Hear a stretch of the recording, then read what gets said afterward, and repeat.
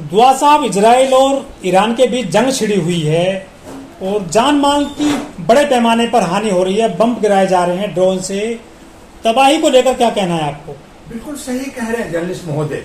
इस जंग में जो बेगुनाह हैं, जो छोटे छोटे नन्हे नन्हे बच्चे हैं, स्कूल के बच्चे हैं, वो उनके चिथड़े उड़ रहे हैं। पूरे घर रिहायशी जगहों पे बम का बमबारिश हो रही है।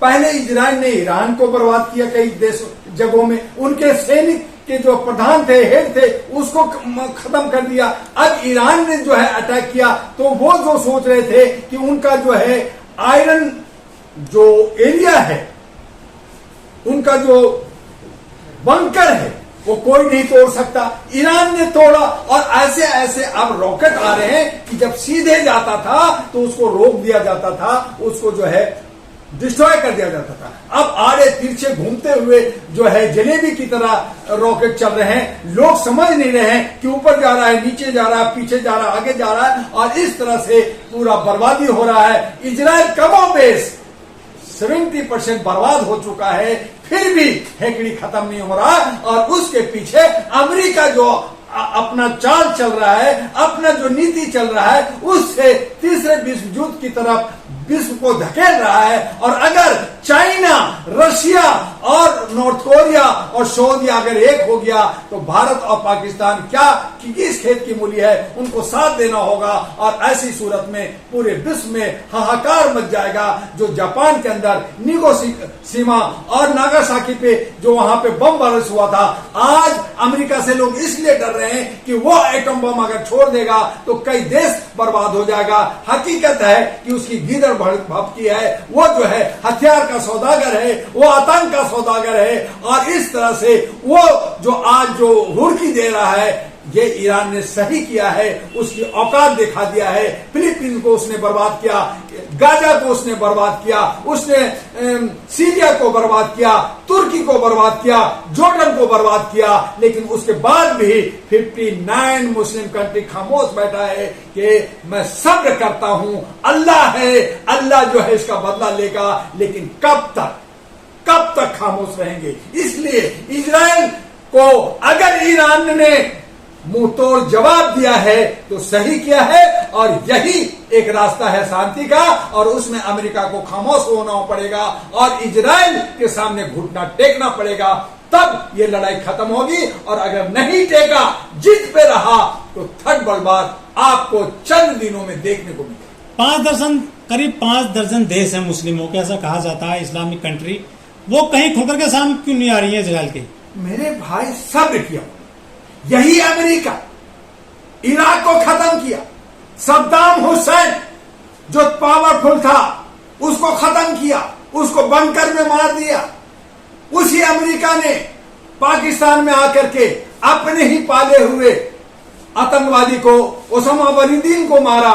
उसी ने जो है और देशों में मारा, और जो है साउथ कोरिया और नॉर्थ कोरिया में झगड़ा किया। तब नॉर्थ कोरिया ने कहा कि मेरे पास भी एटम बम है, मैं अगर छोड़ दूंगा तो मैं भी पागल हूं, मैं देखूंगा नहीं। तो अमेरिका खामोश रहा और वहां का जो है किम खामोश रहा। तो आज आप सबको दादागिरी में खामोश करना चाहते हो। हमारा हिंदुस्तान पाकिस्तान में, पाकिस्तान आए दिन आतंक फैलाता है, हमारे जो है टूरिस्टों को मारता है, हम सिंदूर का कांड करते हैं, हम घुसते हैं, और आप कहते हो कि मैंने सीज फायर कर दिया, मैंने जो है लड़ाई बंद करवा दिया। तो क्या हम समझौता पे हम डर करके चलेंगे? तो हम क्या इसी तरह से हम विश्व गुरु कहलाएंगे? हमारा भारत का प्रधानमंत्री 144 देशों का भ्रमण कर रहे हैं। किस लिए? सद्भावना के लिए, शांति के लिए, विश्व गुरु बनने के लिए, इकोनॉमिक बिजनेस और बाकी रिश्ते बनाने के लिए। लेकिन अगर लोग जो है अपनी फायदा देखेंगे, भारत का नुकसान देखेंगे, तो कब तक बर्दाश्त करेंगे? लेकिन यही ईरान के साथ हुआ। उसका तेल आप ले रहे हो, उसके सारे फायदे ले रहे हो। ईरान से जो तेल का जाता है, पाइप जाता है, वो ईरान से होके जाता है, वो जो है लाल सागर से होके जाता है। उसमें सऊदिया, जॉर्डन, कुवैत और कई 2-3 देश हैं जिनके रास्ते से होके जाता है। और वहां पे उनका जो है रिएक्टर रिसर्च सेंटर है। अगर उसे बर्बाद कर दोगे तो 10 मुस्लिम कंट्री खत्म हो जाएगा। इसीलिए ईरान ने आज आवाज दिया है कि मुस्लिम सेना बननी चाहिए, तब हमारा 59 मुसलमान जो देश है वो सुरक्षित होगा। नहीं तो एक एक कर करके ये अमेरिका निगल जाना चाहता है, डराना चाहता है। जो जापान में किया था वो डर दिखाना चाहता है, जबकि आज के डेट में हर एक देश स्वावलंबी हो गया है, सबके पास हथियार है, सबके पास जखीरा है। इसलिए ईरान ने कहा कि वो तो अभी फिलीपींस और जॉर्डन और वो जो है गाजा से लड़ा, मैं 3 साल मेरे पास इतना जखीरा है, इतना जो है हमारे पास रॉकेट है कि लगातार रोज रॉकेट छोड़ूंगा, तब भी 3 साल मेरा खत्म नहीं होगा। सोच सकते हैं कि कितनी मेरी जखीरा होगा। लेकिन हमने 3 महीना छोड़िए, 3 दिन भी बहुत बड़ा होता है मेरे भाई। किसी देश को बर्बाद करने के लिए 3 दिन भी बड़ा होता है। और इस तरह से आम नागरिक, आम औरतें, बच्चे मर रहे हैं, नौनिहाल बच्चे मर रहे हैं। इसकी आह और जो है इसकी बद्दुआ और इसकी जो है सारी दर्द का जिम्मेदार कौन है? एक है और वो है अमेरिका। लेकिन वो तो आतंकवाद खत्म कर रहे हैं पूरी दुनिया में, मुस्लिम आतंकवाद को। ये बोलने के कुछ हैं, खाने के कुछ हैं। हाथी के दांत दिखाने का कुछ होता है, खाने का कुछ होता है। सच्चाई तो ये है कि अमेरिका आतंकवाद का फैक्ट्री है।